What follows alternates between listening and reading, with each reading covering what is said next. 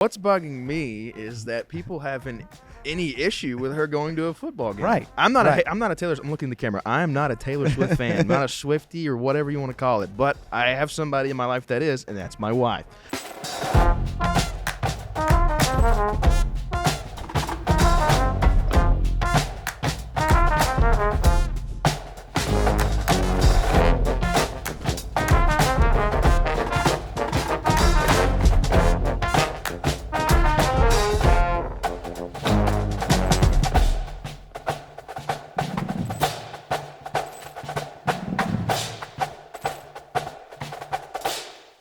And welcome to this week's edition of the 941 Sports Zone podcast. I'm John Massoni, here with my special guest tonight, Mr. John Reynolds from SNN. And John, thank you for being here again tonight. No problem. Glad to be here. Running and gunning today, but I'm glad to be here. Yeah, busy guy. That's good. I think it's kind of, you see how this time of the season, like the days are filled up. Sometimes you get a little, sometimes in let's say a nice lazy summer week where you get like a Tuesday, like I'll go home and do this. And now it just sort of percolates, and it's not just football; it's everything that's going on for you, especially in the area. You got pro baseball with the Rays in the playoffs. You've got high school volleyball that's in the midst of everything. So all little things that are percolating, you just don't have a day where you can kind of not see something going on. Right, and obviously I came into this week thinking Monday would be my slow day because obviously we're prepping for Riverview Venice this week. Got game of the week interviews to be had, practices to go to, kind of get things ready for the end of the week. And beginning of the week, obviously we had former Venice star Ryan Kirkering make his MLB debut. Yes, so it's not just covering the local sports as they happen here with the players that are currently in those sports. It's also following the people that graduate from here and move on. And so we cover those guys. And then it was a full day today. It was a Monday like no other today. Yeah, no, and sometimes they're great and bad at tough at the same time. As we record this, obviously Monday, but Mondays are tough as they are. But then to come in on Monday and be like, okay, I got a lot to do today when I wasn't maybe expecting to do it. But no doubt.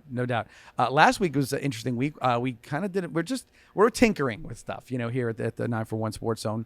We're trying to figure out a few things and kind of figure out where we can, add and subtract some things.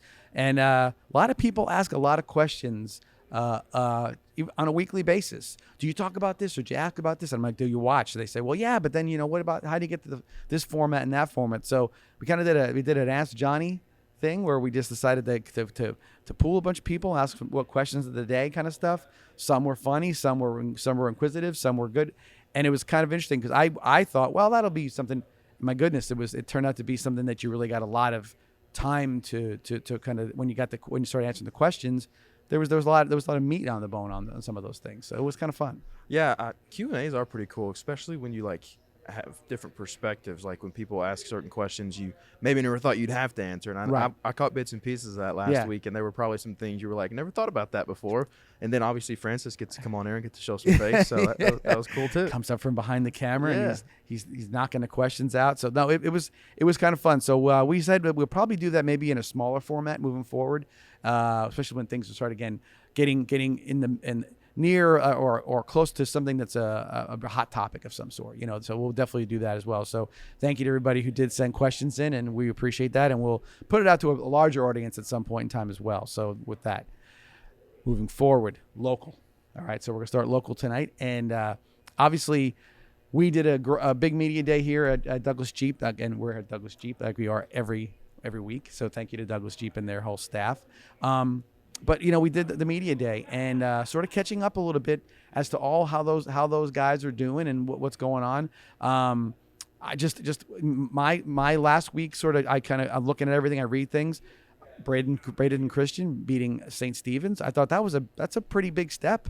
Because I know St. Stephen's is sort of the big dog in that classification. Yeah, and that was our game of the week this past week. That game taking place for the first time since I think 2019 was last time those two teams met. So that was a big thing for Manatee County, the Bradenton area. Those schools obviously have passionate fan bases. Even though they're smaller programs, it was great to see both of those schools kind of collide. And Nate Strouderman, I know people at my work, I'm doing the live shot with him, doing an interview with him. People are like, this guy's the coach? Because he's such a young guy. He's even younger than I am. He almost had me fooled, too. I walked him, I'm like, that's not a player. It took me a second. But he's so passionate about making that program Well, first off, he's passionate about the sport of football. Sure. He talks about how coaching is what he wants to do for the rest of his life, and then he's so passionate about making Bradenton Christian really good. And last week was a tight game, 14-7. I thought it would be a lot more high scoring than that, but they pulled out a big win, and there was videos posted on social media after the game. He's ecstatic. I mean, the crowd was freaking out, going crazy. They had a lot invested into that game, so it was really cool to see teams like that take a big jump, because Bradenton Christian has had years past where they probably weren't thrilled with how the season ended, and then to kind of get going on the right foot so far this year, it's got to be good for that. And that's what's cool about it. We see them before the season, all the hopes they're planning, and they talk about where they want to be and about the kids and everything else. And now you're sort of 4 weeks into the regular season, and you're looking around and you say, well, okay, where do you? Or actually 5 weeks, and you start looking around and you say, okay, he's doing this and they're doing this and this and that. You just kind of watch it all sort of as it sort of takes shape.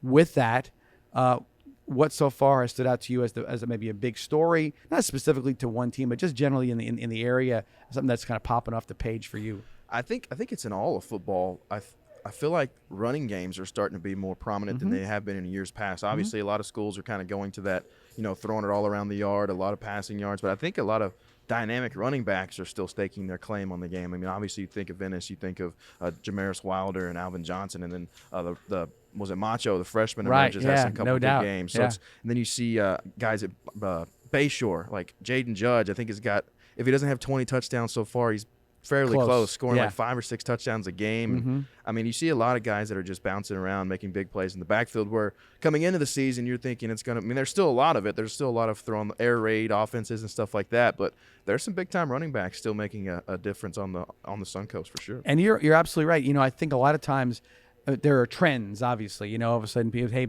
let's spread them out. Let's do this. But honestly, when you think about the spread offenses and the tempo offenses, you can get more tempo out of a running game than you do out of a passing game. Obviously, there's stoppages, and you got to get downfield to if there's a completion of balls outside the hashes. So when you want to get the early tempo going and kind of get that ball moving quick, it is the running game that really predicates that. So I think people are starting to catch on that a little bit. And the idea too with high school football, it's 12-minute quarters. So the game is a bit shorter, and so if you can have a running game that can especially if let's say you're of a lesser talented team or whatever, you're playing somebody, if you can run the ball and really run it well, man, you start limiting the possessions for a team that maybe is a high scorer. What a difference it makes in a game. And these teams we mentioned, too, with these great running backs, it's not just one guy. It's multiple running backs. It's a core. Teams like Venice. Riverview has DJ Johnson, but they have a couple other guys that have gotten back there and made some big plays. Manatee has 2 or 3 running backs that they throw out there. So a lot of these schools, it's like you mentioned, it's back in the 90s, obviously, that was in NFL. It was a lot of running, and then the game kind of evolved to a pass-heavy league, and it feels like it's maybe coming back to – let's get the running back some more carries, and that's kind of trickling down NFL, college, and back into high school too. And you're right, it's stables of running backs in all those cases, because you just got a bunch of guys and you're trying to break up keeping them fresh, just like you do like a D lineman. He runs 4 plays in and 4 plays out, and he gets back in. Running backs are sort of the same way. Give me 4 good runs, and we'll get the next guy in, and when next you'll get your 20 touches, but it may not be consecutively, and you're not going to wear you down. You're not going to get you tired. So yeah, definitely, I can see that where you're coming from with that one.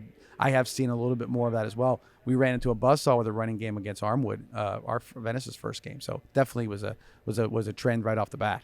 Absolutely. And then in that same vein where we talk about, maybe it's kind of contradicting myself now, saying we're going to a running game, there's schools that are still throwing it around. I know one team, I guess you could say, is a big surprise. I knew they were going to play well, but we've talked about them before and how impressed we were with their coach, Sarasota Christian, 6-0. Obviously, the week 0 game that everybody else plays counts for them, so they didn't have necessarily a preseason game. They're undefeated, and their quarterback, Ben Milliken's been out all season. I know, that's the big thing, so the system is in place, and you can not just plug in. And what could he be doing right now if he wasn't out? Exactly. And he's got a torn MCL. And from last talking to him, he's hopefully going to be back this week. They got a big game on the road against Donahue Catholic, who's also undefeated, if I'm not mistaken. But they had a guy, Justin Brock, who's probably their best wide receiver, their best athlete, step in, play quarterback, and they're 6-0 right now. So there's a lot of schools like that are.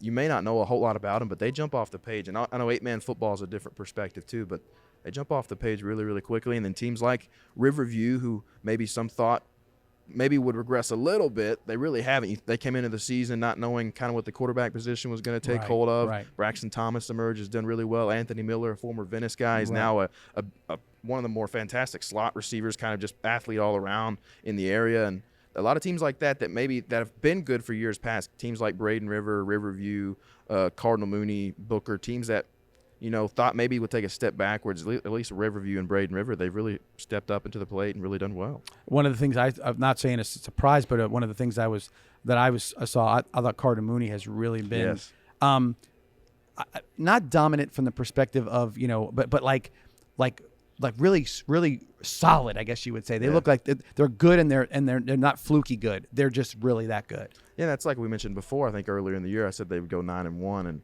I don't know if that's still going to take place, but they obviously were overmatched a little bit against Riverview, but they still got one of the best teams, I think, in school history when you think of just the sheer talent on paper. Right. And I think it's going to translate well, and they come off a big win this past week as well on the road against Space Coast. So they're going to keep moving. There's a lot of teams like that, though, that, like I mentioned, you think would just fly under the radar, but then you go look at the schedule, you look at Max Preps, you look at the record, you're like, oh, wow, this team's won 4 games in a row. Or, Manatee's still undefeated. Teams are just crazy like that.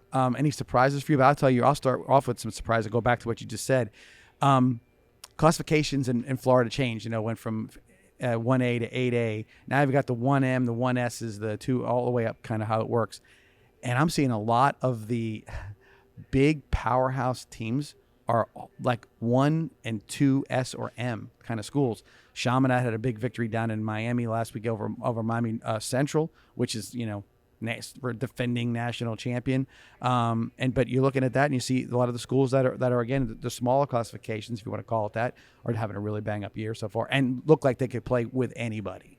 Yeah, and I think, like I said, those smaller schools like Sarasota Christian obviously is a huge surprise to me, not having their best player, their quarterback. They're still 6-0. And then I mentioned him earlier too, Jaden Judge coming from Sarasota, going to Bayshore. Knew he was going to get the bulk of the carries, but I never would have thought he'd be at 20 touchdowns after 4 games. Right. So there's schools like that have done well. Andrew Heidel had a big game this past week for Manatee, throwing for over 300 yards, I think close to 400 yards in their victory over Port Charlotte, which was a game that a lot of people had circled and come down to the wire. And he had he's a kind of a quarterback that kind of flies under the radar too, because they have so many running backs. You think, okay, he's just going to turn around and hand it off to one of these 3 guys, whether it be Pender, Corey Sanders, or Keyshawn Smith, and then he comes out in almost a 400-yard game. Right. So it's like, okay, this guy, we know he's got that in the pocket. So that was a surprise just solely based on this game this past week. But there's so many schools that are just stringing it together right now. Now, I would be remiss if I didn't say that I was surprised that Venice kind of came out of the gate, not winning a couple of games to start the season. So I was surprised there.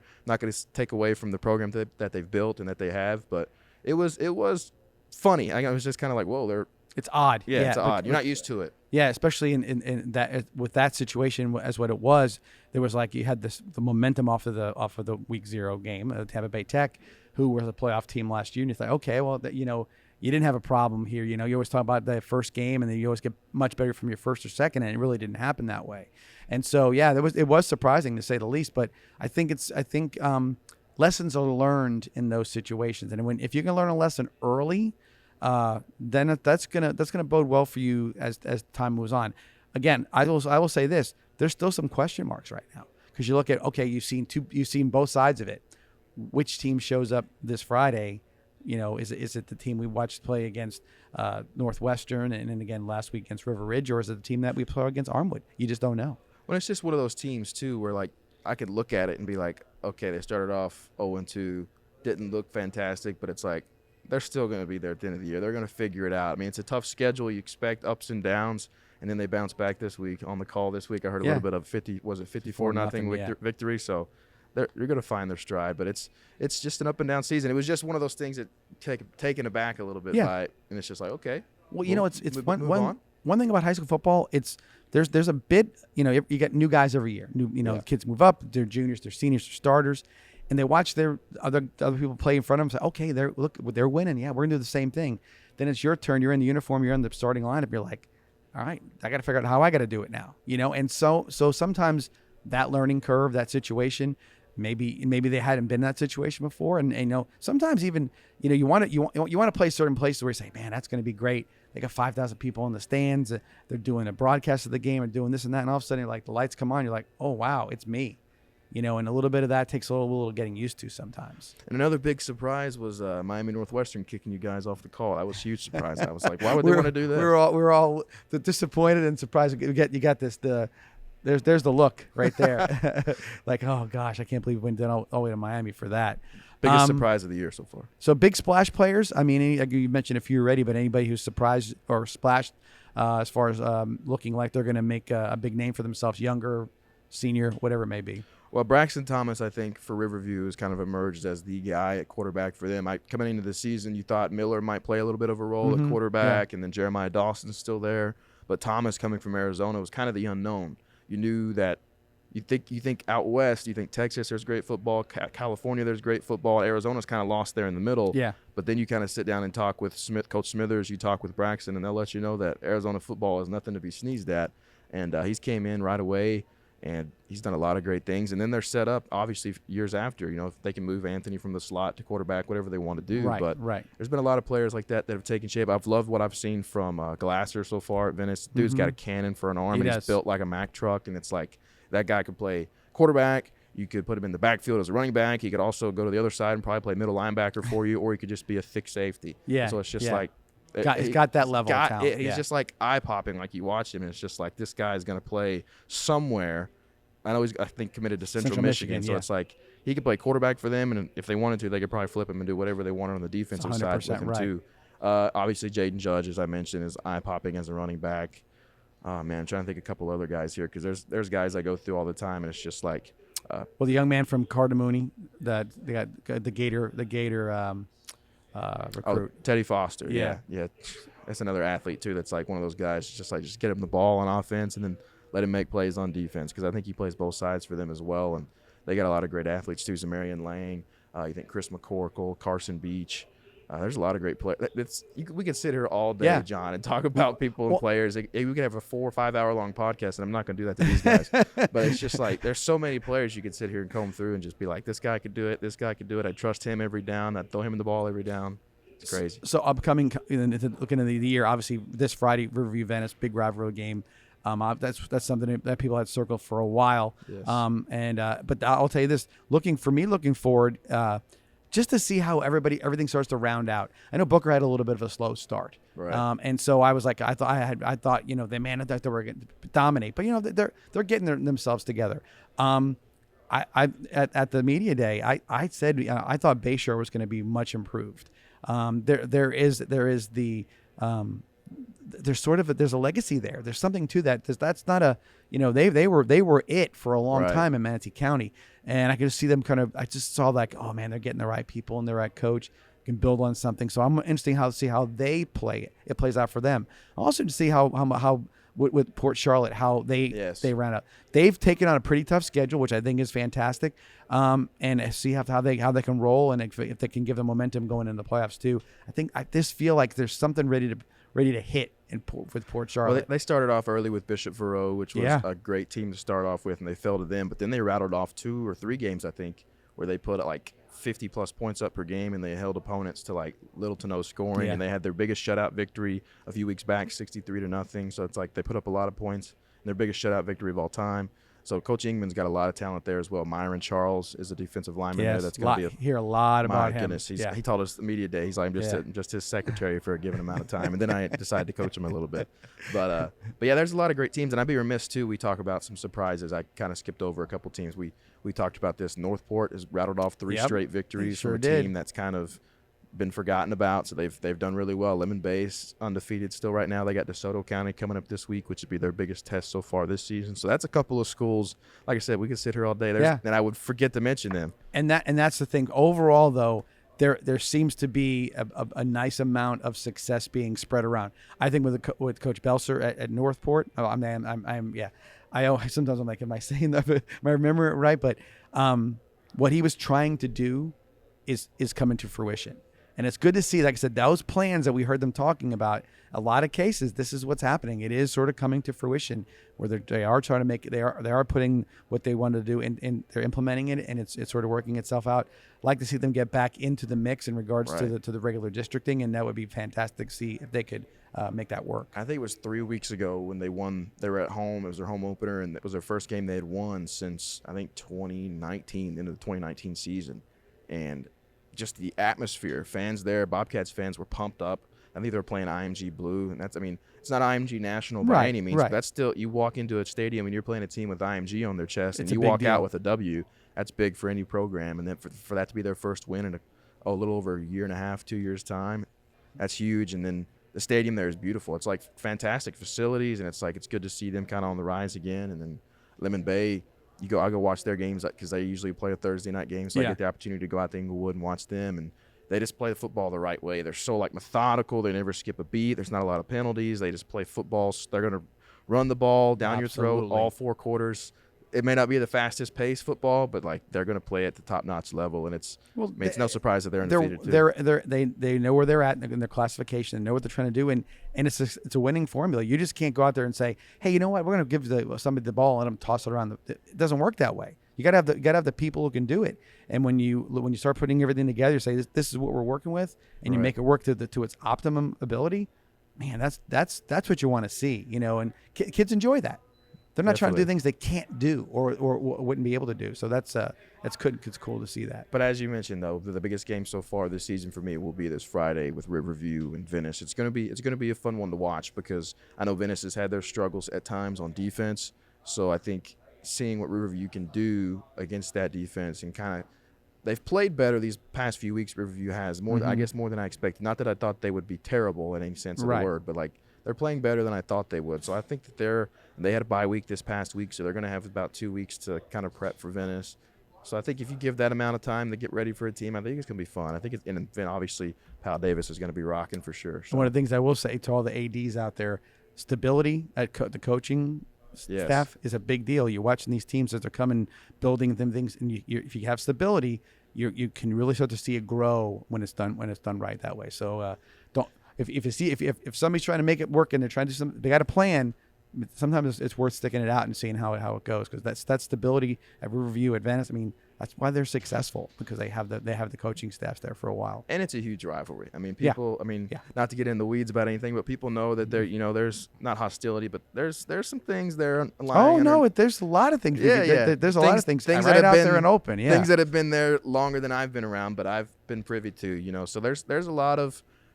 People are going to hit the hardest, and they're going to run the fastest for sure on There Friday. are people in both. I mean, I'm talking like people in my age and older that are they're fired up. Yeah. I mean, not because of anything that happened yesterday. What happened 30 years ago, or you think we're this, and who knows what they think. But there's definitely some hostilities, and it's fun. It's not like anybody's going to go crazy over it, but they definitely enjoy that. That feels like that's the local rival right now. Well, it's just like we were this past weekend at the golf tournament. It's just like.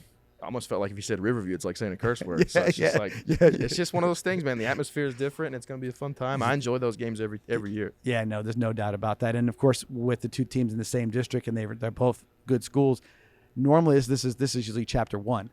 Yeah, so that's true. You'll see them again, I would say. That would probably be the case.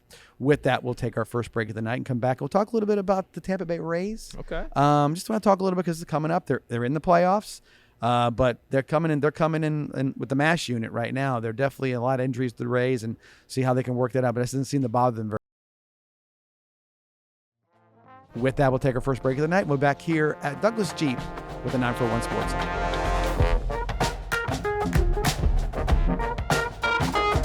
What does Douglas Jeep Chrysler Dodge Ram and Venice High football have in common? The perfect team and the perfect lineup. Douglas Jeep Chrysler Dodge Ram will always go the extra yard, so you can score big with the area's best selection and savings. So if you're looking for a championship vehicle lineup and a dealership that tackles the competition, visit Douglas Jeep Chrysler Dodge Ram in Venice. And if you're looking for a championship football lineup, check out the Venice High football team. Who supports Venice High football? Douglas does.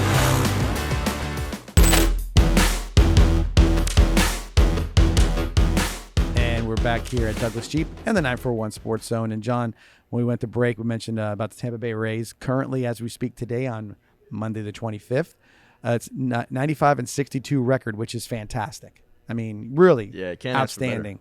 It's wild. I mean, sometimes it's just like I don't know how they do it, but they just keep on doing it. You think they're going to fall off and you know flounder a little bit, but they just keep coming at you, and it's just like, who's to stop them right now? I guess other than the Orioles. They just throw pitchers at you that they're the next guy up kind of thing, and as far as the lineup's concerned, I mean, there's been some breakout or better than average years for some folks, but nobody is off the charts. Nobody's having a Matt Olson year like for the Braves or something like that.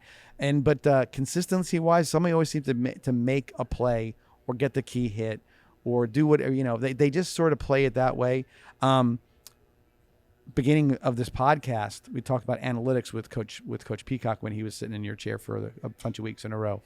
And had no idea what you were talking about. Like, analytics, what do you mean? And I don't even know if the analytics could work right now. I think Kevin Cash is purely managing that baseball team to an unbelievable level to get them to maintain where they're at which was 95-62. Yeah, and if they keep doing things like this, they do every year, Cash could be a perennial manager of the year.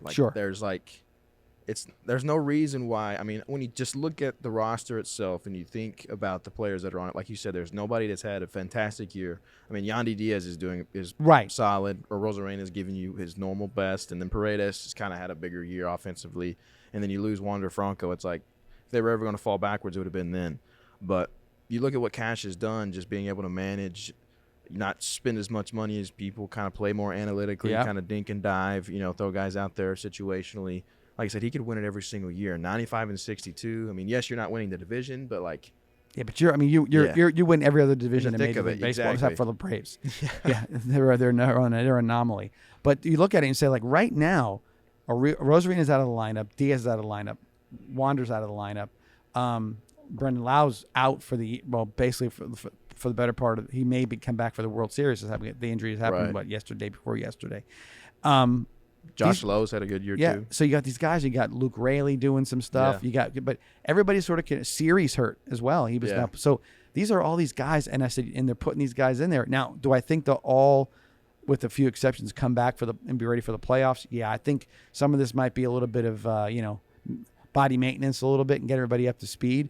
And then of course the pitching staff, where they started and where they are right now, it's a whole totally different starting rotation compared to what it was from the beginning of the year. And they've still managed to maintain a consistency of winning that's been just unbelievable how they're able to do it. And, of course, you get a buzzsaw like the Orioles right now that are just playing, I mean, way, way better than anybody would have expected, and that's a surprise there. So I will tell you this. All the years the Rays have made the playoffs, I think it's 5 years in a row now that they've made the playoffs in the World Series with the Dodgers. This team is, no matter what version of it that shows up, I think they can win it. And it sounds weird, but sometimes like, we can't afford an injury. I don't think anything bothers them right now. The next guy gets in there and he does what he needs to do, and they're off and running. Well, and they've gotten to a point now with this season at least where they're playing so consistently well. It's like you almost, not that you forget about any 95-win team, but it's just like, the Rays are 95 wins. Okay. Mm-hmm. I think, like you said, they have just as good a chance as anybody. I mean, the Orioles are playing hot right now. I think if it was in today, they'd play the Blue Jays, which I don't like that in-division matchup right into the playoffs because you play those guys 20-plus times a year. I don't know. For me, that could be a problem, but you always, like I mentioned, you always think, can they continually do it? Can they be consistent? Now they're in the playoffs. Can they keep doing it with the guys maybe injured? I know Siri and Lau probably won't be around for the first. I mean, Diaz and Rosarena will probably get it right for the playoffs, but pitching plays a big role down the stretch. It's like they've played a big role thus far, but now this is like we've done all this to get here. This is when you really need to turn it up, and it's like, do you have the guys to rely on? All the moves they've made over the years, and they kind of add to trade a guy away, get these two pitchers, and trade a guy again. Where's it going to show up? This is where it starts to show up now. So all those moves over the years are trying to show themselves, and pitching is the most important part of Major League Baseball in regards to the playoffs. Just like having a great goaltender in hockey, or there's certain little keys to that will always be the way it is. Man, it's tough to be great pitching. That's why you see sometimes they go to 3-man rotations and they get, you've seen it before where there's a pitcher like a Kurt Schilling in some ways, where you're like, hey, we're going to get him in the game 1, game 4, and game 7 because that's how important he's that guy when he's ready for it. He's been battle tested, and you want that guy to be there as much as you can. And in the American League, you're going to play some good lineups. I mean, Baltimore's hot.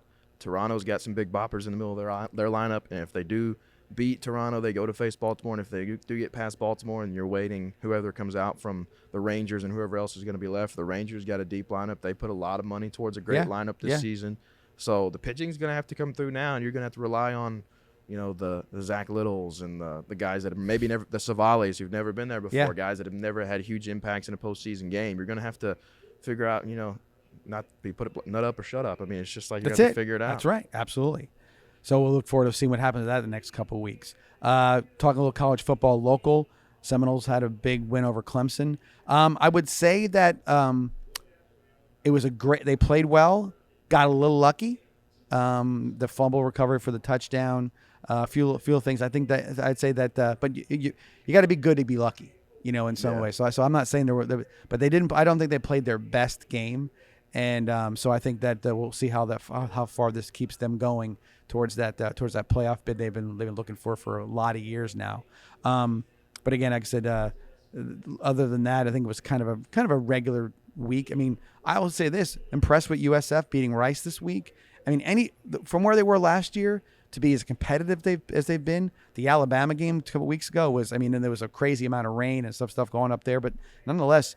You hold Alabama. You're leading Alabama for a good portion of the game, and you were what were they 1-11 or 2-? They won 2 games last year. They were real bad, and you're unbelievable what they've done. So kudos to them, and I think they're moving in the right direction as well. Well, we talk about a lot of these high school coaches coming in and kind of changing cultures. I think Golesh is coming, or Golesh, however you pronounce it. Came in there and has done a fantastic job. All it took was them getting beat by Western Kentucky in week 1, and they turn around and they figure it out against Alabama, and then they turn around and figure it out against Rice. That just tells you how good Western Kentucky is. Yeah, then Western Kentucky was so good, John, that they laid an egg horribly against Ohio State. So. Yeah, no doubt. But there are some ebbs and flows. But I will tell you that USF is on the right track. One of the things, it's local, but it's a national story. Miami Dolphins, Francis over here being a big Dolphins fan, this is big news for him. He knows about it. 70 points against the Denver Broncos, beat them by 50 points, 70-20. In college, it's not common, but you see it. You'd never see this in the pros. I mean, what is it, since the 60s, right? Yeah. Washington put up 73, I believe. So it's just like, and I'm going to echo the same sentiments that you hear from, Fox Sports and ESPN. It's like a track team. Dolphins have so much team speed. I mean, Tua is playing out of his mind. Yep. You have Tyreek on the outside, who's he's a ridiculous athlete. You got Raheem Mostert, who scored me 41 points in my fantasy league. I appreciate it, Raheem. And then you have David Achane pop up out of nowhere. It's just like there's so many guys on that team. It's just like that's what they were doing when they were configuring this whole squad. Is like we got to have the best speed at every position. No matter what their skill set is, they have to be the fastest guy on their field at their position. And they figured it out, and it's 70 points. I flipped it over. I was with my wife watching, I think we were watching, I can't remember what game we were watching. It might have been the Taylor Swift game because she was most interested in that at the time. I just called it the Taylor Swift game. I didn't even think about calling it the Chiefs and the Bears. That's how crazy this weekend's been. But we were watching that, and I think I flipped it over, and I looked on my phone, saw it was 7. I'm like, that's not right. Let me flip it over. And I'm like, okay. It's 70 points. It's like, okay, what's the 3-point percentage in the second half or something? Because it looked like a basketball game score. Right. I mean, way out, crazy basketball game score, but 70 points. And then I was pulling for him to kick the field goal at the end and go for the record. But like I mentioned earlier, it took a lot of class to take a knee and not go for that. Restraint, class, all kinds of stuff because you put yourself you're in the record books. And that could last a long time. But to do what he did, I think, and I heard his explanation. It didn't sound made up or contrived. He was legit. It's like, I don't need to do that. It didn't really. I didn't see the purpose behind it. And I'm like, okay, I got to imagine somebody said something to him, but I got the impression it didn't cross his mind. Right. That maybe somebody said, hey, coach, if you hit a field goal here, we got this record here. And Sean Payton was already angry enough going into the press conference after the fact. So I could only imagine if he would have been that angry and then you put, they went for the record and got it. I could only imagine how bad that would have been. The flip side of that story is Denver. Bad. And, it's, there was a lot of people that threw mud at Nathaniel Hackett. Okay. And maybe rightfully so in some cases. There's something wrong in Denver. And I will say this. I thought, and you hear little whispers, you hear guys in the know that really don't want to talk bad about people, but I don't know if Russell Wilson is the guy you want right now on your team, really leading your team in this situation. It seems like it's trended that way. He has sort of, I mean, Pete Carroll is a pretty loyal guy up in Seattle. He had no problem showing Russell the door, and some of the demands he made coming to Denver were a little prima donna-ish. Mm-hmm. Seemed a little weird. He was talking in third person about Russell, a little bit. Three.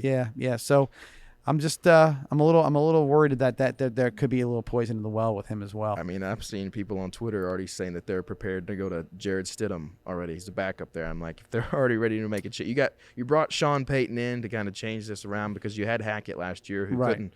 I mean, offense was rough. So you bring Payton in, and then, like I said, the only remaining factor that's the same from last year is your Russell. quarterback. So it's just like, yeah. Well, I will say this though. If anybody could turn him around, it will be Sean Payton. He's a heck of a coach and always has been. But you got to have the right guy and the right coach. Sometimes they don't mix. You never know what's going to happen there. So we'll see. All right, we'll do this. We'll take another break real quick. I have one more question I want to ask you about about the statewide. We'll get into that when we get back. So we'll take our next break and come back and talk about some national news here on the 941 Sports Zone. See you back here in a minute.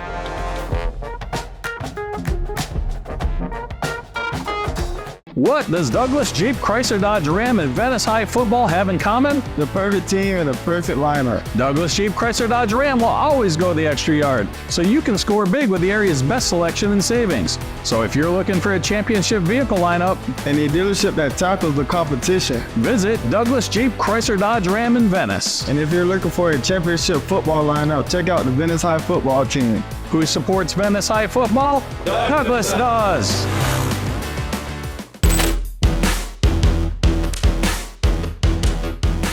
Back here at Douglas Jeep and the 941 Sports Zone, and after our next break, we'll be doing the Truly Nolan What's Bugging Me segment. So good to have Truly Nolan on board as we've talked about before. So the question I was going to talk to you about real quick was this is from a few weeks ago, but there's been the officiating in some situations. I'm talking high school now. Has been, and this is not a local situation. It's a statewide situation where there's been some really interesting sort of things that have come out with some of these games. You're hearing these stories through the grapevine on Twitter. You're seeing it even in the media at some point in time, where the referees are sort of making some very, very weird judgmental calls. I know what the rule is, but this is what I do. This is how I see it. And I'm not talking about holding or pass interference. I'm talking about like when to start the clock kind of stuff. Yeah. There was a game against Cocoa and St. Thomas Aquinas where it totally affected the outcome of the game. And of course, the FHSAA took the chicken, way out of it and said, well, it's a game that already happened. We apologize. The refereeing organization, they apologize for the mistakes as well. But the idea is that in the grand scheme of things, is it going to affect the team Cocoa who lost? No, but there's got to be some question as to why that became an instance where they didn't want to make the correction on the field. That was the whole crazy thing because Cocoa appealed that. They did, I believe, and then just And they said you're right, but nothing we can do about it. Yeah, you're right. Sorry about it. Yeah, but it's just, and that's one of those things where it's just like, all right, the only other solution now is that we got to get replay in high school football all over the state because you got to get that figured out. Right. I mean, obviously different instances in this, but like when it's a clock thing, just fix the clock. Just, hey, let's chill out a second. Let's get this figured. It's almost like they rush the game along so much that they're like, okay, we can't stop for anything. Even if we made a mistake and screwed up, it's like we got a time to hit. It's like almost like you're on TV or something. I've been in a press box for almost 25 years. I watch every game from a press box, okay? And I've watched where the communication from the field to the clock operator is old school. It should be like a telegraph. Or it should be like, a pigeon comes up and says, make the clock go to 33 seconds. But they get it done, right? So they get it done. And I've also been where the clock operator has overruled the white hat, the head referee, saying, hey, no, you're wrong. The clock should start. And they can communicate that. And in this case, nobody did anything in that situation. And you're seeing interpretations of things, rules, and you're seeing, hey, I'm not going to call that coach because if I don't, I'm not going to get out of here. They're going to kick my ass before I get out of the parking lot. Well, that's not the idea. That's not how it's supposed to work. And if that is the case, and there's intimidation and there's other things going on there, it needs to be looked into. You can't gloss over it. And, and I honestly believe that situation, and I asked a few people what they would have done, in different, hey, you're a coach. What about this? And in most cases, they said, if that happened to me, I would have pulled my team off the field.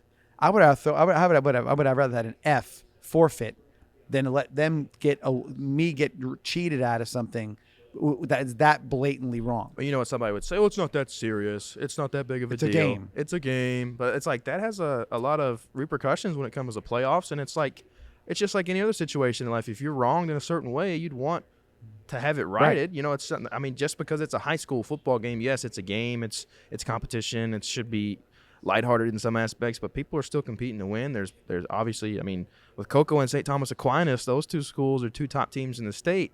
Every win counts and every loss counts even more. So It's like you got to get it rectified and figured out and just do it. And like, I don't know what it was. It was just like, this is clearly, I mean, if there's 500 people in the stands and 350 of those 500 can realize that there's an issue going on, but the 5 or 6 referees on the field can't, it's like, that's a problem. You got to get that figured out. And that's why I say somehow technology has to be at the highest level that high school can. We got to get it figured out, or they guys got to implement replay in high school to get things figured out even more. Or ultimately, to the people at the school, the athletic directors or whatever, should have walked on that field and said, no, that's wrong. Right. Somebody that's their house. They can go there and fix it. You know what I mean? Or they should say something. Or better yet, as a coach, why would you not say, hey man, that's not right. That should have been happening. Right. So, but I don't know. So all those things being the case, why I even bring it up in the segment is there has been a little ripple effect up the chain. College football has had a few things that have, they're just it's interpretations of things that I don't understand.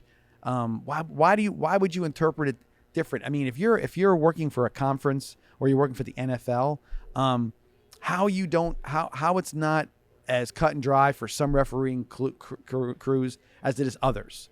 You know what I mean? Like somebody's like, oh, I would never call that. But I call this. It's not an art. You know what I mean? Right. It's like it's the rule. You know the rules. You abide by that rule and you implement that rule. It's got to be clear cut. And like you said about replay, I'm a fan, and I don't watch a lot of it. I'm a fan of Canadian footballs. What they do, you can pretty much throw a challenge flag on anything. And if you got it right, you're good. You know what I mean? And it doesn't slow the game down very much. What's the biggest? It's most bugging thing to me too. Like, you watch a play, you can see the replay, but then somebody says, "Oh, you actually can't challenge that though." Mm-hmm. I'm challenging it in my own mind by watching it and seeing that it was a wrong call. It's like, why can't you have the access to it? Let's challenge this play and fix it. And it would not take up much time. There's no way it would take up time that they would pretend. And it's not like pace of play in the NFL or college football is a problem. I mean, people are going to tune in and watch, so it's like it's not like you're that big of a deal to stop and take a replay and look at something. I watched Florida play Charlotte the other night, and I couldn't tell you if it was 3 hours or 4 hours. I was watching a game. I was into it. Didn't matter to me right. at the time. And if it's a right call to be made and there's obviously a mistake made, people are going to watch and want to see their team get the overturned call. Right. So it's just like you got to get it done because, I don't know, it's so simple. I'm not knocking referees because I know it's a thankless job. And I don't know the pay of referees. They probably could be paid more. Everybody, I mean, John Massoni could be paid more. Right. But it's possible. But it's just like, I don't know. It's just that you abide by rules. You clearly made a mistake. And how easy it was to throw that on any social media platform and everybody be like, oh, yeah, that was wrong. Simple. Oh, yeah. Yeah. And that quick, be like, okay, there was a mistake made. I think a little bit, and going back to all the way down the chain the other way, it's an ego thing. Yeah. It's really an ego thing. One of the worst response, too, is like, oh, yeah, you're right. We made a mistake. Sorry. Can't do nothing about it. It's like kicking the cojones right there. Right. Like, what are we talking about? Right. There's no doubt about that. All right. So we'll go a little further, a little more national. Kind of hit a subject matter that we haven't on the program talked about a ton, a little bit last week with the questions, but Colorado and Coach Prime, they're still in the national spotlight, even though they lost a heavy one to Oregon. How to take advantage or I mean, from a marketing perspective, because that's what really he's doing is marketing himself and the product at Colorado to make himself as the most relevant story in college football is unbelievably it's almost to be that good at that, a good a salesperson, he should be in here selling every car to everybody. He probably could. Yeah. So I mean, your opinion on Coach Prime in Colorado? I mean, I love what he's doing for the program. I mean, putting the players' names out there is a great thing. Getting Colorado back to prominence to what it was is great. I do think that, and this is a media person saying this about the media, they've been pushed awful heavy to have not won anything. Almost kind of echoing what the Oregon coach was saying is like, what have they won? They haven't won anything yet. It's like we're crowning them national champions. What was it? Romeo Cornell was like, let's crown the crown. Yeah. But it's like they haven't won anything yet. So it's like, why exactly are we pushing this narrative like Colorado is going to make the final, or is going to make the college football playoff? They're going to win it all. When they struggled against Colorado State, they pulled out a victory, but it was a tougher game than expected. Oregon comes in and mollywops them, just makes a complete joke out of them this week. And it's just like, they talk about all these other coaches saying things that are bulletin board material for Coach Prime and Colorado. Having all this attention put on them is just the same bulletin board material for everybody that's going to come in there. And that's the thing I was looking at. Everybody's like, man, why is this guy saying this and why is this guy saying that? Well, he didn't come in with a whisper. Right. He's coming in telling you he's saying we're good. Maybe he's not saying those words, but he's sure making out to be that's the case. Right. So when there's responses, I'm always like, and people want to run to his defense. I'm like, no, he started it. Right. It didn't happen. A little. It was. I mean, the TCU game that kind of propelled the whole thing. There was not 1 ounce of humility that came out of that win. And TCU was a down TCU team, and they got him at the right time. Don't get me wrong, and it was a good win. But and then he just perpetuated, and the media, gobbled it up. It's like the LeBron James effect. LeBron James for a long time on ESPN was the first story you saw and the last story you saw at any half hour of ESPN programming. Right. And ESPN programming is 30 minutes long, so it would just roll over to the next half hour, be a LeBron James story back to back. So it's just like it has that effect. You see so much of something pushed in the public eye at one time, people are either going to latch onto it and absolutely love it and ride it till the wheels fall off, or they're going to get so sick and tired of it that they're going to want to see Colorado get beat every single time, every single down that they're out there on the field. Right. And I saw literally it was split down the middle on Twitter or X or whatever. It was like, oh, this is what they needed. I hate Coach Prime. They needed to get their butt kicked. Or like, oh, this. Also, they lost one game. It's like, okay, they're going to bounce back. They're still going to win it all. It's just let's figure it out. There's nobody is. Like I said, they beat TCU, who I guess people forgot that TCU played horrible in the national championship game. Right. Looked bad. They beat TCU. I thought it was going to be a dog walk of Colorado State because they made it out to be that the Colorado State coach talked about Deion's mama, so it was going to be a complete obliteration, and then it went into overtime. Could have went anyway, and then they come in here against Oregon and they bring up clips. I think the clip where he was like, Colorado hasn't won anything was like media day or like last year. It wasn't even about Prime, I think, at the time.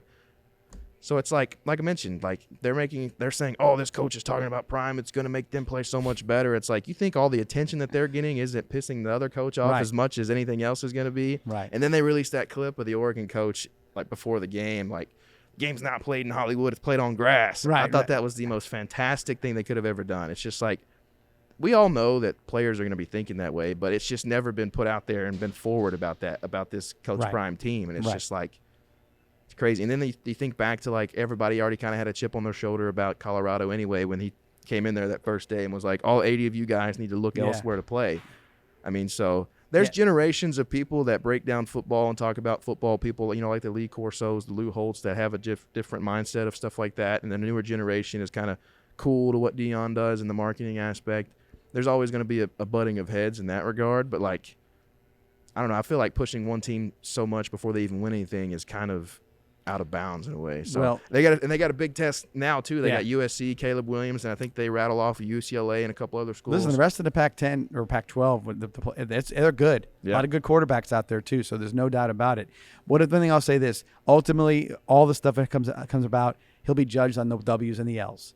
Wins and losses are going to be everything else. But one thing we'll say is this: guy like him comes into Colorado and he goes at it. It's like somebody coming to your house and throwing one hell of a party, and they leave you with a mess, because that's what's going to happen. Because I still say this is not his final destination by any stretch of the imagination. And when he goes, it's going to be a big whooshing noise because he's going to go out. There goes all the. They're going to be like, hey, wait, where did everybody go? I'm still ready. I'm still here, and it's going to be. There's going to be some kids that he's going to sell on going to Colorado, and he's going to walk out on them or drag them with him if he goes to another school. But nonetheless, he's going to leave some people behind and with some bitter taste in their mouth. And as much as I could sit here and say about how maybe the approach that the media takes about Colorado is so harsh, you're going to turn people one way or the other to an extreme. I'd be remiss, it'd be silly for anybody to be like, oh, I don't want Coach Prime to come to my school. Oh, yeah, you do, because, I mean, even if it is to just promote your school to no lengths, like that's going to do a lot for just the program in itself. And if he does bring those players, like, I mean, not Travis Hunter because he's probably going to be in the league soon, but like guys like that'll come over. Right. I think it's good for any program. Now, you just have to pick your P's and Q's and dot your I's and cross your T's. But when he lands at the right spot, it'll be a big enough school with a big enough pockets to handle his roadshow. It's just the magnitude of who he was as a player and his personality and how he carries himself. Like I saw on Twitter this week, people are talking about him coming to University of Kentucky. University of Kentucky's undefeated. Yeah, why were we talking about a new head coach? But that's just the magnitude and the effect that he has. Like, oh man, what if Coach imagine Prime what he came could to do UK? here? Yeah. Him and John Calipari on campus. It's like together. just imagine. Oh, that'd be fantastic. But it's like, hey, Mark Stoops has got an undefeated football team. We're not getting rid of that guy. At like, this what point. are we doing? Like, Yeah. let's think about this a little bit. No doubt. All right, with that, we'll take our final break of the night, come back and do our Truly Known What's Bugging Me segment and see what John's got bugging him this week, and maybe make a prediction to do with two as well. So we'll be back here in a few minutes at Douglas Jeep and the 941 Sports Center.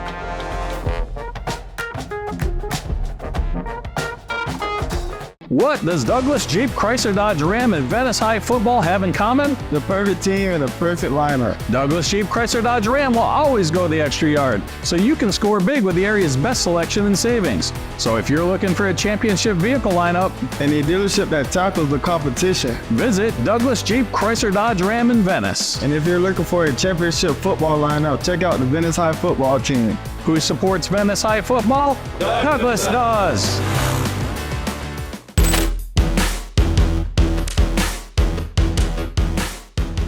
Back here on the 941 Sports Zone. And John, I was going to say one thing. There is one story that could take Coach Prime and Colorado off the front page. Taylor Swift and Travis Kelce. Yeah, that's right. You're going to lead me right into my what's bugging me. I don't know if I should go now. See, well, that's what I'm saying. So I didn't know that. So if that is a lead-in, then there you go. What's bugging you? What's bugging me is that people haven't any issue with her going to a football game. Right. I'm not a Taylor. I'm looking at the camera. I am not a Taylor Swift fan. I'm not a Swiftie or whatever you want to call it. But I have somebody in my life that is, and that's my wife. Right. And my wife doesn't care at all about football. She likes the Bears. She's from Chicago. She'll sit down, casually watch a game. The Bears and Chiefs were playing. We watched it. It was going to be a runoff anyway. The Chiefs were going to win that game before the kick was even kicked. Absolutely, yes. She knows about all the rhetoric going on with Taylor Swift and Travis Kelce, but she's like, okay, whatever. She pops up on the screen. My wife has never had more interest in an NFL game in her life. So they pop her up 2 or 3 different times. She's more invested in football that Sunday than she's ever been in her life. And it's like, that's great. There's a whole new audience of people to watch. Absolutely. And now I could sit down and watch more football. So I think it's fantastic. They all started dating different people in the country music. Exactly. lineup. Everybody that has any kind of fan base, let's come watch football because my wife and her friends, they talk about Taylor Swift, they talk about all this pop culture stuff, and if it allows them to watch it, which gets me an opportunity to watch more, I love it. Hey, what I liked about it more than anything, because once Fox got on it, it was Fox. No, was it Fox? I think it was Fox. Fox. But once they got on it, I was like, okay, that's cool. They showed her in the box. But she was like, that was genuinely being into the game. Now, I don't know how much she grasped. She might be a fantasy football owner. Right. Who knows? But she generally looked like she was excited about it and having a good time. And I thought that was pretty cool. I mean, especially for someone who, you're in the limelight and you put yourself more in the limelight. Right. They had it. She could have watched the game with a big hat and glasses. Nobody knows she was there, but she put herself right out there. I thought that was kind of cool, and I know the NFL thought it was really cool. Oh yeah, I mean, I think I don't even know what the ratings would have come out yet on that, but I'm sure the ratings were crazy. I mean, because they showed her the cameraman knew what they were doing. They understood the assignment and they went into that game shoulder in the box 2 or 3 different times. They knew, like, we got to keep these people hooked to watch this game. So what's bugging me is that people have any kind of issue with that. I mean, I know there's old school football fans who's like, oh, who's this? I keep popping up on my screen. Yeah. Blah, blah. Like, but it's fun. There's more to it. Football is pageantry. It's colors. It's you name it. You walk into it's such a visual sport, and there's such enthusiasm, and everything's big and bombastic. Why not have the biggest star in the music world to be out there and be involved? Well, and if you're the NFL, there's no other team that you would want fans that are just being broken into the game to watch other than the Chiefs. Right. It's a dynasty team that's rattled off multiple Super Bowl wins, possibly one of the best quarterbacks to ever play the game, Patrick Mahomes. Travis Kelce very well could be one of the greatest tight ends to ever play the game. He's getting there. Offense is explosive. Defense is probably the best. You have crazy fan base, the loudest stadium in all of football. Right. So you expose this new wave of fans to a game that they, one, may have never watched, or two, don't care enough about any certain team to watch. And you give them an exposure to a team that is probably your best thing you could put on any kind of media-related outlet. I think it's great. And like I said, my driving home point is that if it will get my wife to watch football for longer portions of the day on Sunday, which then allows me to watch it longer, that is fantastic. Yeah, that's what you want. That's the ultimate goal. Yeah. More Taylor Swift. Well, well, for your wife. Just flash her up there a couple times on the screen. Just appease my wife for a little bit. All right, so what's bugging me is this.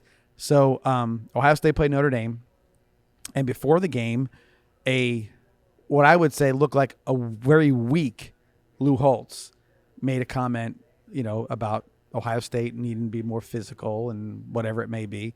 And Holtz was never, when he was in the on ESPN doing the wrap up shows with Mark May and everybody who was and Reese Davis and whatever it was, he always said stupid stuff. I mean, like, you're like, oh, what is this? You just drive you crazy with the stupid stuff he would say.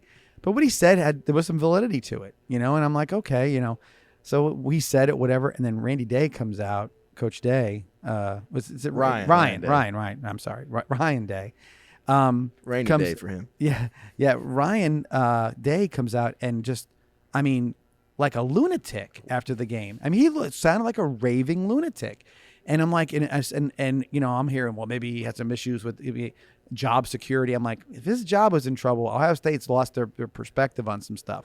But to go after and sort of attack him was sort of ridiculous.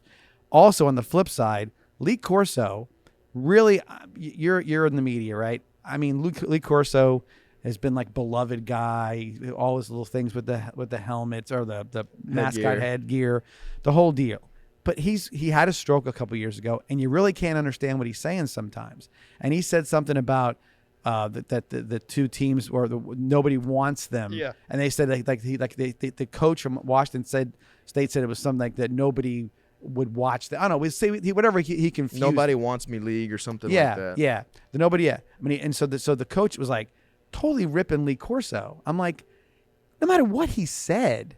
And again, another real like it was like an attack. Yeah. To be that thin-skinned. To be 2 80-year-old men. Two 80-year-old men who are they're basically have to prop up to do their job because they're sort of like beloved. Right. Makes no sense whatsoever. Get some perspective. Yeah. Okay. We want to blow hard and feel whatever it may be. Do it. But don't do it on the expense of two old guys that are just trying to. One guy tried it out from his bed, basically Lou Holtz, and then Corso only can be so on the sets for so long because he can't hold himself for that long as far as being able to talk that long. Well, the whole Lou Holtz thing too. We mentioned it before in the break. I watched Pat McAfee, and that's where that was on the Pat McAfee show. Yeah. It's Lou Holtz, 86-year-old man, as you mentioned, propped up, barely. I think he said on the show that he has dementia. He's struggling in life. Absolutely. He's being interviewed by a guy, Ty Schmidt's his name, part of the Pat McAfee show, who is dressed up as Lou Holtz. It's totally comedic. It's a whole gimmick. It's just a whole skit. Lou Holtz, yes, obviously is answering how he feels. They end up doing magic tricks at the end and stuff, like how Lou Holtz always did, like rip the paper and stuff like that. It was totally, McAfee makes a point. He's like, this is a comedic, informative show. And he's sitting there. It's like a college game day atmosphere, sitting there on the lawn there by Touchdown Jesus in front of all the Notre Dame fans. You think he's going to say anything that's going to be positive towards Ohio State in that moment? He's playing up the crowd. He's doing his job. He's always been that way when he's been on TV. Right. He plays it up. I mean, to take that so seriously, him making a comment saying that you guys weren't physical, I guess calling them soft, and then for the Ryan Day to come out and get so upset kind of feeds into his point. Maybe you are a little soft, thin-skinned if you're taking that so harshly when it's a comedic skit. And he, was – I mean, it's his school. It's his alma mater. I mean, he mentioned, too, that he's like he won a national championship at Ohio State when he was on staff there, too. Right. So it's like Ryan Day needs to cool the jets a little bit because – That's the point. I mean, if you're that guy – and I listen, if I was a parent of a kid, and we're getting recruited or whatever, right. I'd have to question a coach about that. I'm like, what was that all about? Because that's like, it's really not something that I would want. That if that's how you take something, any criticism, because Kirk Herbstreit could have said it. I mean, there's he probably wouldn't have said anything to Kirk Herbstreit because he's an Ohio State guy. But I'm saying there's so many pundits out there with opinions. But that's the one. But you're going to go after that guy? Yeah, is ridiculous. It's their job. It's like they're going to cause. We talked about Cal Hurd, Nick Wright. These guys just kind of stir stuff up to have controversy. But that's their job. They're supposed to push clicks. They're supposed to view like waves of numbers. I mean, Lou Holtz necessarily in that moment. That's not technically his job, but he's a Notre Dame lifer. Absolutely. Those people are expecting nothing less than Lou Holtz to come up there, talk with a lisp, and do his thing. Do his Dame. shtick. Say he loves Notre Dame. Talk about how everybody's great at Notre Dame. He's gonna not. There's no way, shape, or form. I would have been more shocked if he would have said anything positive about Ohio State. Right. So it's just like to come after an old man who has mental issues and the Lee Corso who's had strokes and stuff like that. It's like for these guys to take things like that so seriously, it makes no sense. It's just like not get over yourself, but get over yourself. Even when both of them were full faculties. When they say something, you say, "Hear what Holtz said." It's just a joke. You laughed it off, is what you did. So it's just ridiculous. All right, prediction. I'm going to go first. It's a simple one for me. Venice beats Riverview Friday night. Okay, I'm not going to say it's going to. I'm going to tell you it's going to. I think it's going to be a really, really, really entertaining football game.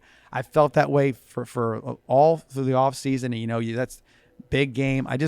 It's very hard to face somebody, not only do you know that you know as a coach, but personally that you've talked football with all your life and everything else, and where there's going to be a lot of surprises. So when there's no surprises, that everybody's sort of, what they're kind of doing here and there, what they've done before, and I think that it will limit the breadth of things, and it'll be a close game. But I think being at home, maybe a few more players, let's just say, that'll be helpful. I think that's where it goes. So I'm going to make that prediction because if I don't, I don't feel like how crazy would it be right now if I just picked a Riverview to win? That's it. To go against that. That would be. But fun. I also don't want to be run out of the town of Venice either. No. I don't think Riverview will win. My prediction is that it will be a one-score game. Venice does win, but there will be a game-winning touchdown in the final 2 minutes for Venice. Listen. I'm so I just totally in agreement. Extension of your prediction. Yeah, I just went for there's going to be a game-winning touchdown in the last 2 minutes for Venice. Yeah, one-score win. I can honestly see that because I think there's, like I said, it's going to be one of those. The first quarter and a half is going to be like a heavyweight fight. It's going to be feeling it out kind of thing, seeing where things go, and then the second half is going to be total entertainment. I think a lot of people are going to have a lot of fun watching Glasser and Thomas go Yeah, back and forth too. absolutely. I think it's going to be a lot of fun to watch those two guys, and they both have tremendous weapons on the outside and guys they can turn around. DJ Johnson is as good of a back as you can find. Yeah. Watching him go up against Gator Wilder all night is going to be crazy. That could be the matchup. That could Exactly. be the one that you say talking about the running stuff. Yeah, I think that could be the one that's going to be who can maintain, and I think they both have over 100 yards rushing. Man, what if I would just picked Riverview? That would have been great. It'd been good content. I'm not going to. It's all right. But they probably make a prediction Friday, right? Before the games and. Well, that's the thing. We don't really make predictions on the Football Fever. We just kind of, No, I'm saying, but you might, who knows? We'll see. I bet you Don will have a prediction. You know what? Riverview's going to win. There we go. There you go. See, we'll just do back and forth. He said he picked Venice. I picked Riverview. Yeah, I'm not even going to, keeps it even. There we go. Keeps it even. Just no get it out doubt. there. All right. Well, then we'll end it right there with a nice little ending with I'm not going to play in the golf tournament. No, next year now. you're fine. They're going to run me out of town. You kidding me? everybody we play with is I play golf with everybody from Florida State. I'm always with the guy on the other side. It's always good. It makes it more fun that way. There we go. So no doubt. All right, John, thank you for being here once again. Possibly the last time. No, gosh. I've already got you written down for a couple of weeks, so we got to talk about what happens before the playoffs. There we go. We'll talk about that and see how everybody's doing, and see if those teams that we've been touting a little bit are going to still be in the mix for everything. So with that, John Reynolds, thank you very much. And you guys, thank you for watching the 941 Sports Zone. I'm John Massoni, again for John Reynolds. We'll see you back here next time on the 941 Sports Zone.